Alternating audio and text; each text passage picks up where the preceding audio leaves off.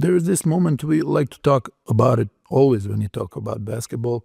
It's those clutch moments. Yeah. And you're one of the guys in Europe, I can say that with certainty, that never hides away from the ball in clutch situations. Yeah. Tell me about mentality, and tell me about how do you live with makes or misses? Just number one, you gotta have that self-confidence. It starts from self-confidence and not being scared.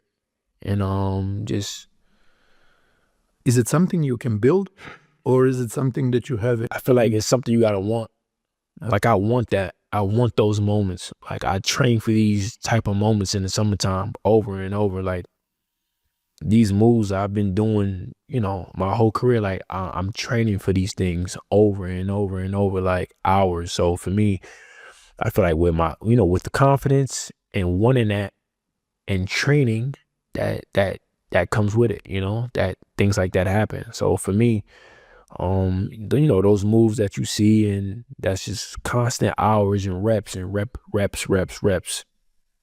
So for those moments where you need a basket and you need to make a jump or get to your spot and raise up, those those are for those moments.